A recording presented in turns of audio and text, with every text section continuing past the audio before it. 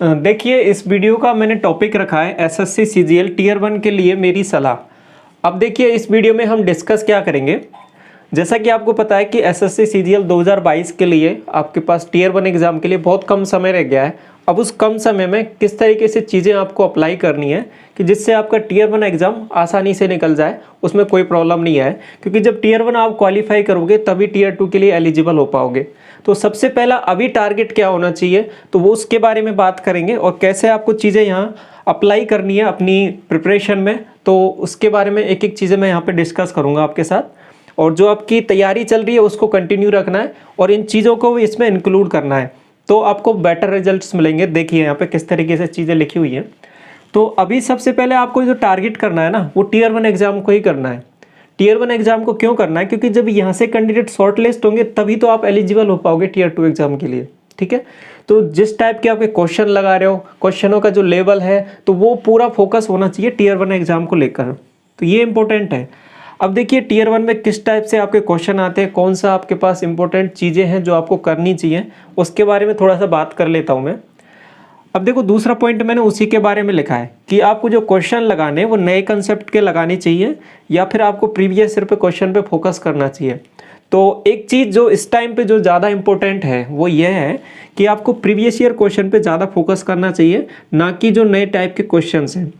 नए टाइप के क्वेश्चंस आपको तब लगाने जब आपका टीयर 1 एग्जाम क्लियर हो जाए, जब आपके पास सारे कंसेप्ट कंप्लीट हो जाए, तब टीयर 2 के लिए प्रिपरेशन कर रहे हो, तब नए क्वेश्चन आप अप्लाई कर सकते हो, सीख सकते हो, लगा सकते हो। लेकिन अभी फिलहाल के लिए आपको जो इम्पोर्टेंट है वो प्रीवियस ईयर क्वेश्चंस पे ज़्यादा फोकस करना है इस टाइम पे। तो अभी समय है बहुत कम और इसमें चीज़ें आपको करनी है बहुत ज़्यादा, उस तरीके से कि टीयर 1 में आसानी से क्लियर हो जाए, आपका कोई प्रॉब्लम नहीं आए। तो अभी जो नए क्वेश्चंस पे बिल्कुल फोकस नहीं करना है, क्योंकि अभी जो ज़्यादा इंपॉर्टेंट रहेंगे वो आपके पास प्रीवियस ईयर क्वेश्चंस रहेंगे। और प्रीवियस ईयर क्वेश्चंस में भी कौन कौन से क्वेश्चन लगाने उसके बारे में थोड़ा देख लो यहाँ पे। तो सबसे पहले आपको जो टारगेट करना है एसएससी सीजीएल 2021 के जो जितनी भी शिफ्ट हुई हैं टीयर 1 एग्जाम के लिए, तो जितनी शिफ्ट हुई है टीयर 1 एग्जाम के लिए आपके पास अप्रैल में एग्ज़ाम हुए थे इसके 11 अप्रैल से लेकर, तो हर दिन आपके पास 3 शिफ्ट हुई हैं। तो टोटल मिला के जितनी भी शिफ्ट हुई हैं आपके पास एसएससी सीजीएल 2021 में, सबसे पहला टारगेट होना चाहिए आपके पास ये आपका पूरा कंप्लीट हो जाए। पहला पॉइंट ये है, ये जब कंप्लीट हो जाए उसके बाद में स्विच करना आपको 2020 पे। सबसे पहले 21 का कंप्लीट करने के बाद में 2020 पे स्विच करना है। यहाँ से ये दोनों चीज़ें कंप्लीट हो जाएं आपकी अच्छे से, फिर उसके बाद में 2021 है सीजीएल वाला, ये सीएचएसएल वाला है, ठीक है, और फिर 2020 पे जा सकते हो। अब देखिए यहाँ पे चीज़ें क्या इंपॉर्टेंट है, मैं जो समझाने चाह रहा हूँ आपको। अब मैं ये क्यों बता रहा हूँ आपको, क्योंकि जब आप एग्जाम दोगे ना तब इनकी जो इंपॉर्टेंस है वो आपको समझ में आएगी, क्वेश्चन कहाँ से पूछे जा रहे हैं। जब इन क्वेश्चंस को आप कर लोगे ना तो आपको एक अलग लेवल का कॉन्फिडेंस आ जाएगा। ये पूरे पेपर आपने लगा लिए 2021 के और 2020 के सीजीएल के, तो एग्ज़ाम में आप जो एवरेज स्टूडेंट है उनसे बहुत अच्छा करने वाले हो। इसको आप जब एग्ज़ाम दे रहे होगे एग्ज़ाम हॉल में, जब इस चीज़ को फील करोगे आप, तो अभी फ़िलहाल में इसकी इंपॉर्टेंस आपको इतनी नहीं समझ में आएगी, लेकिन आप एक बार इनको लगा के देखिए और जब एग्ज़ाम में दे के आओगे आप, तब आपका एक अलग ही माहौल रहेगा। ठीक है, आपको एक अलग ही चीज़ है, कॉन्फिडेंस मिलेगी, आपको ध्यान आएगा उस टाइम की क्या इंपॉर्टेंस थी इन क्वेश्चंस की।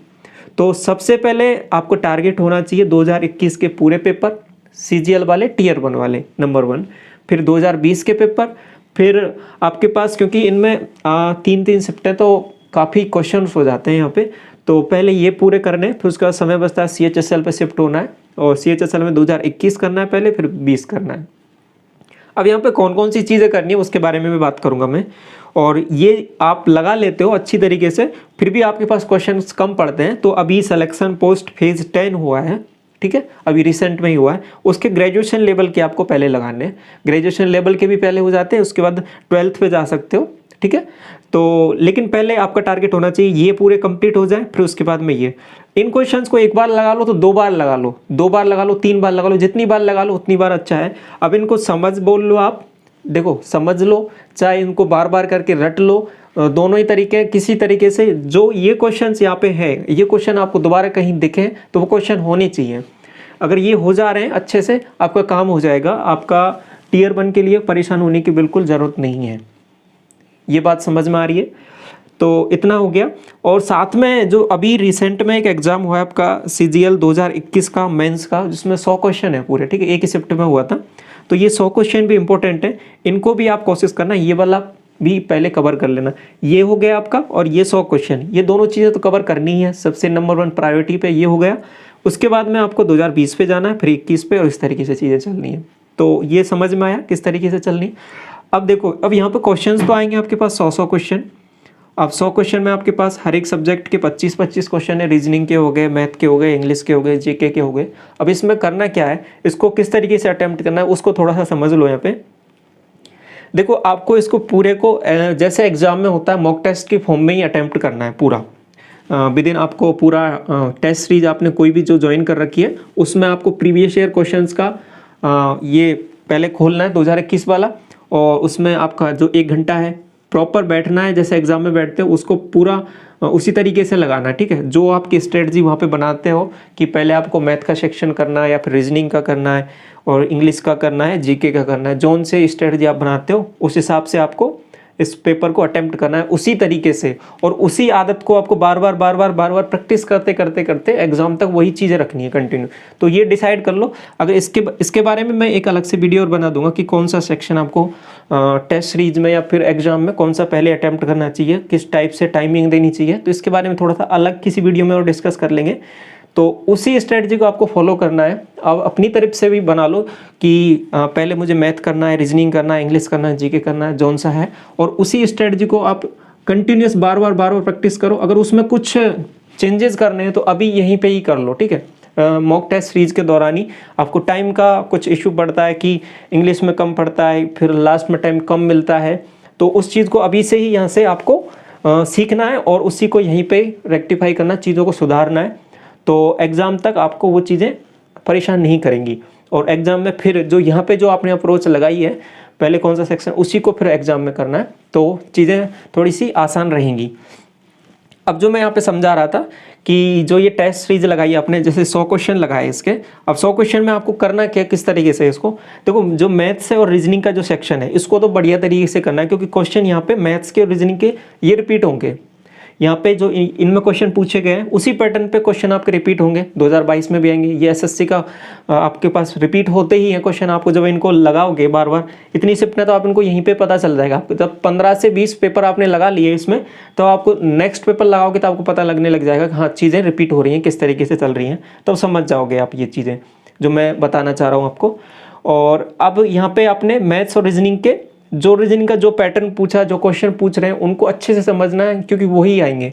और मैथ्स का हो गया, मैथ्स में जो क्वेश्चन पूछ रहा है उनका सबसे पहले तो आपको एग्जाम के हिसाब से लगा लिया। फिर उस टाइम में आपको देखना है कि कौन से क्वेश्चन में मेरे को टाइम ज़्यादा लग रहा है एवरेज स्टूडेंट से, तो उस पर्टिकुलर क्वेश्चन को आपको देखना है, उसका सॉल्यूशन देखना है, यूट्यूब पे देखना है, अलग से देख लेना, जहाँ पे भी उसका कुछ शॉर्ट तरीका है तो उसको अपनी कॉपी में नोट कर लेना। वो बार बार क्वेश्चन अगर रिपीट हो रहा है तो उसको नोट करना है। देन उसके बाद में उस क्वेश्चंस को, क्योंकि वो दोबारा आपके पास रिपीट होगा नेक्स्ट टेस्ट लगाओगे जब उसमें, तो वहाँ पे उसको अप्लाई करना है। तो वो चीज़ें वहाँ से आपका स्कोर धीरे धीरे वो बढ़ाएंगी वो चीज़ें, तो ये चीज़ें यहाँ पे आपका सुधार करेंगी।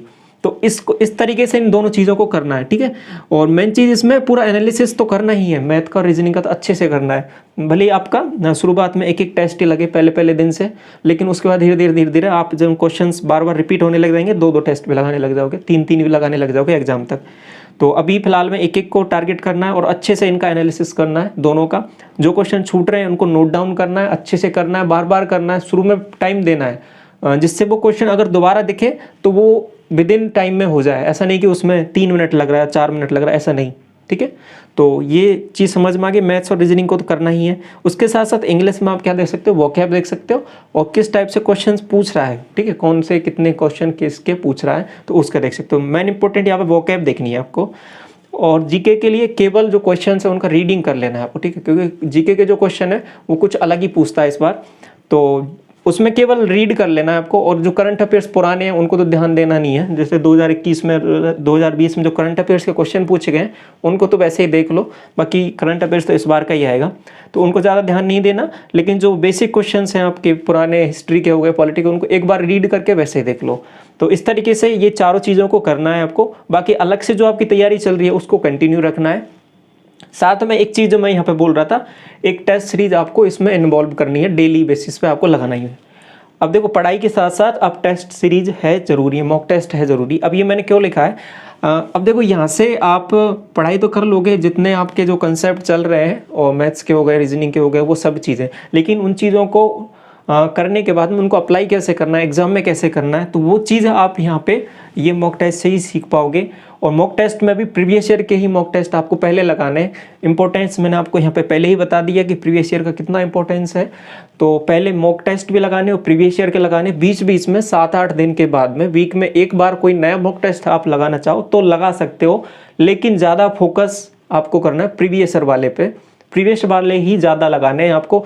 जैसे कि 7 मॉक टेस्ट लगाते हो पूरे वीक में अभी फिलहाल में, तो 5 से 6 मॉक टेस्ट तो लगाने प्रीवियस ईयर वाले, और 1 मॉक टेस्ट लगाना है तो वो नया वाला लगा लो। तो और वो भी आपके रिलेवेंट होना चाहिए प्रीवियस ईयर से, समझ रहे हो, तो ही आपको वो लगाना है। तो इस तरीके से जब आपको पता लगे क्वेश्चन किस तरीके से आ रहे हैं आपके, तो ये चीज़ समझ में आ गई। तो प्रीवियस ईयर मेरा जो यहाँ पे मकसद है जो बताने का, इस पूरी वीडियो को बनाने का, वो इम्पोर्टेंस है समझाना आपको प्रीवियस ईयर क्वेश्चंस पेपर की। तो ये ओवरऑल इसका पूरे का मीनिंग है, और इसी को मैं बार बार इसलिए आपको एम्फेसाइज कर रहा हूँ, बार बार बता रहा हूँ कि ये बहुत ज़्यादा ज़रूरी है, इम्पोर्टेंस है आपके पास, आपको समझ में आएगा जब आप पेपर दे रहे होगे। तो इस चीज़ को आपको अप्लाई करना है। और अब पढ़ तो लिया आपने, पढ़ाई कर रहे हो, उसके साथ साथ टेस्ट लगाना इसलिए ज़रूरी हो जाता है कि आपने क्वेश्चंस को उसमें एग्ज़ाम में जब आओगे, एग्ज़ाम जब दोगे एक्चुअल में, तो उसमें टाइम को किस तरीके से मैनेज करना है, ठीक है, टाइम मैनेजमेंट हो गया। और फिर वहाँ पे ये जो एग्ज़ाम के बाद ये नहीं होना चाहिए कि मेरे को क्वेश्चंस तो आते थे लेकिन मैं टाइम कम रहने के कारण नहीं कर पाया, तो वो चीज़ होती है, हम मॉक टेस्ट कम लगाते हैं उस वजह से। तो उस चीज़ को अभी से अवॉइड करने के लिए जितने ज़्यादा हो सके मॉक टेस्ट लगाने, और जब एग्ज़ाम पास आ जाएगा जब तो केवल लास्ट टाइम पे 7 से 8 दिन में तो केवल रिवीजन ही करना रहेगा, जो भी फॉर्मूला है जो भी है, तो उस टाइम मॉक टेस्ट लगाने का कोई औचित्य नहीं बनेगा। तो मॉक टेस्ट तो अभी जो टाइम है ये बिल्कुल सूटेबल टाइम है, इसी में ही लगाने हैं आपको। और आपकी तैयारी पूरी हो गई है तभी मॉक टेस्ट लगाने शुरू कर देना है। आपकी तैयारी चल रही है, थोड़ा थोड़ा आपका आधा कुछ कंसेप्ट क्लियर हुआ है, मतलब आधा सिलेबस हुआ है, कुछ भी जैसे भी हुआ है आपका, तो भी मॉक टेस्ट आपको शुरू कर देना है। वहाँ से ही अपना पूरा सिलेबस कवर करना है, चीज़ें वहीं से कवर करनी है। तो ओवरऑल कहने का मतलब है कि आज से ही मॉक टेस्ट एक एक लगाना शुरू कर देना है। और अभी इतना फ्रिक्वेंट नहीं हो पाते तो 2 दिन में एक लगा लो, लेकिन इसको फ्रिक्वेंसी बढ़ानी है थोड़ी, डेली बेसिस पे करना है इसको। जब तक एग्ज़ाम है जितने ज़्यादा मॉक टेस्ट लग जाएंगे उतने आप एग्ज़ाम से उतना ही आपको आसान हो जाएगी चीज़ें, और प्रीवियस ईयर के लगाओगे और उन क्वेश्चंस को बार बार करोगे। तो टीयर 1 में तो ये मैं कहता हूँ ये पूरे कॉन्फिडेंस है आपके लिए, और आपको भी इतना कॉन्फिडेंस आएगा। टीयर 1 में आपको इतनी सी प्रॉब्लम नहीं होगी, इतनी सी भी, आपका बहुत आसानी से निकल जाएगा टीयर 1 एग्ज़ाम, ठीक है। आपको बस एक की अपनानी है, जो आपका प्रीवियस ईयर क्वेश्चंस ये लगाते जाओ मॉक टेस्ट के फॉर्म में एग्ज़ाम तक पूरे, तो टीयर 1 तो आपका बहुत बढ़िया तरीके से निकल जाएगा। फिर टीयर 2 के बाद में उसके बारे में बात करेंगे बाद में, ठीक है। तो ये चीज़ है, ओवरऑल कंक्लूजन आपको समझ में आ गया, मैंने यहाँ पे चीज़ें आपको बता दी। और बाकी जो टेस्ट सीरीज में किस तरीके से इनको आपको पहले कौन सा सेक्शन करना है तो उसके बारे में मैं अपना ओपिनियन बता दूंगा आपको कि मेरे हिसाब से कौन सा करना चाहिए। बाकी आप जो लगा रहे हो, जिस तरीके से लगा रहे हो, उसको आप अपना कंटिन्यू रखें, ठीक है। आपका रिजल्ट्स अपने तरीके से आ रहे हैं तो उसको ही कंटिन्यू रखना है आपको, ठीक है।